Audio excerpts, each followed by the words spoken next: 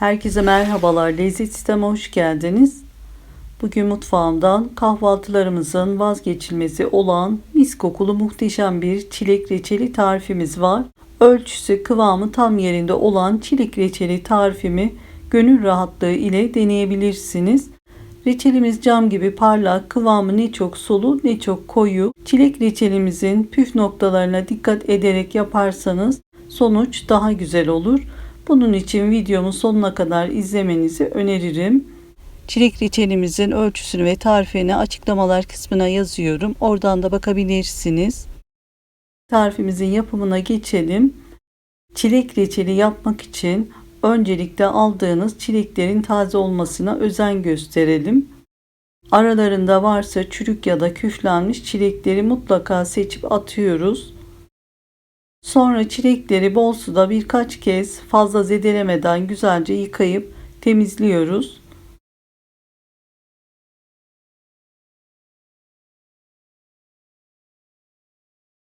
Yıkadığımız temizlenen çileklerin yeşil yapraklarını koparıp sap kısımlarını bıçak yardımıyla derin olmayacak şekilde kesiyoruz.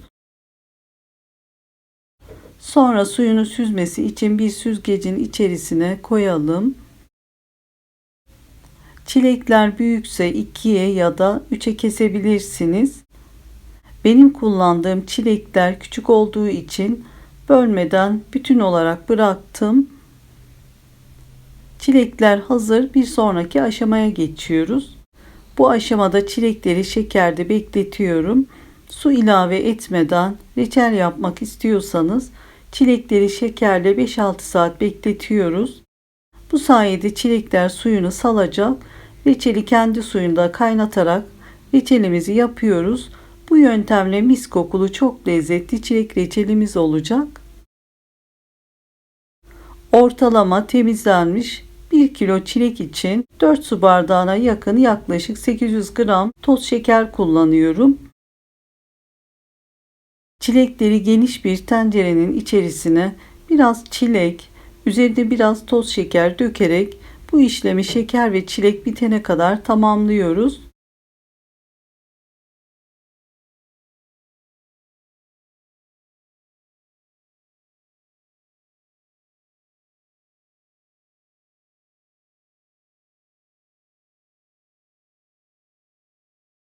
Sonra kapağını kapatıyorum. Ortalama 5-6 saat veya bir gece çilekler sulanması için bekletiyoruz.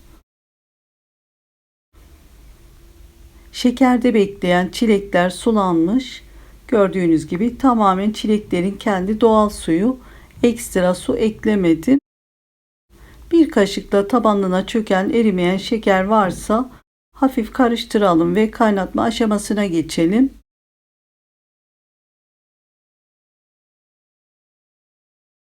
Suyunu bırakan çilekleri ocağın üzerine alıyorum. Orta ateşte kaynamaya bırakalım.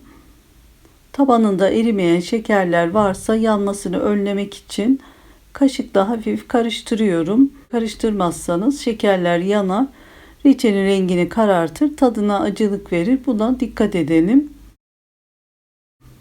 Reçelin köpürmesini azaltmak ve parlak olması için içerisine 1 çay kaşığı tereyağı veya margarin ekliyorum. Kaynamaya başlayan çileklerin üzerinde oluşan beyaz köpükleri bir kaşıkla alalım. Çileklerin fazla erimemesi ve tane tane olması için kaynamaya başladıktan 10 dakika sonra çilekleri tencerenin içerisinden tel süzgeçle suyunu süzerek bir kaba alıyorum.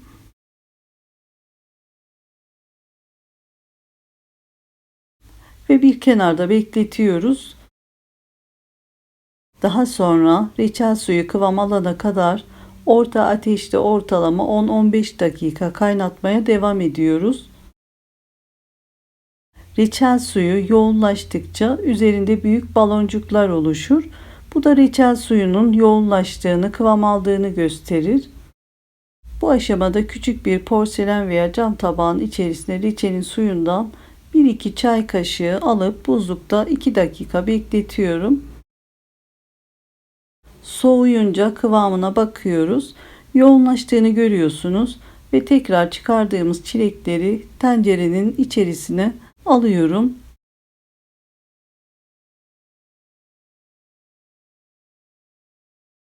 Orta ateşte fokurdamaya başlayınca 1 yemek kaşığı limon suyu, küçük bir tane limon tuzu ekliyorum. Kıvam vermesi ve ileride şekerlenmesini önlemek için kullanıyoruz. 5-6 dakika kaynadıktan sonra üzerindeki baloncuklar büyüdü. Gördüğünüz gibi bunlar kıvamının koyulaştığını gösterir. Bu aşamada kıvam testi yapıyoruz. Bir kaşık da tanesinden ve suyundan tabağa aldım. Yine buzluğa kaldırdım. 2 dakika bekletip çıkardım.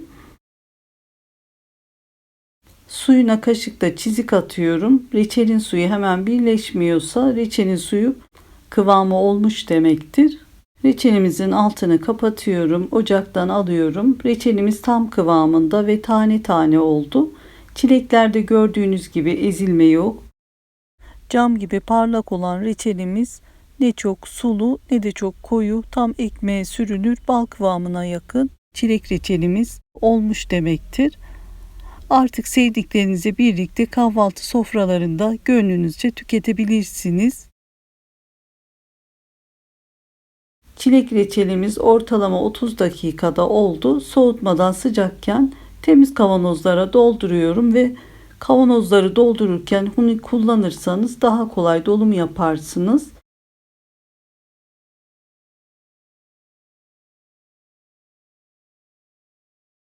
Reçeli doldururken suyunu ve tanesini kavanozların ağzında bir parmak boşluk kalana kadar dolduruyorum. Doldurduğumuz kavanozların ağız kısımlarını nemli bir bezle siliyorum. Sıfır veya temiz sağlam bir kapakla sıkıca kapatıyorum. Kavanoz kapaklarını kapatırken 2 geri 1 ileri yöntemle kapağını kapatıyorum. 2 tane küçük kavanoz çilek reçelim çıktı. Tencerede çok az kalan reçeli kahvaltılık olarak tabağa alıyorum.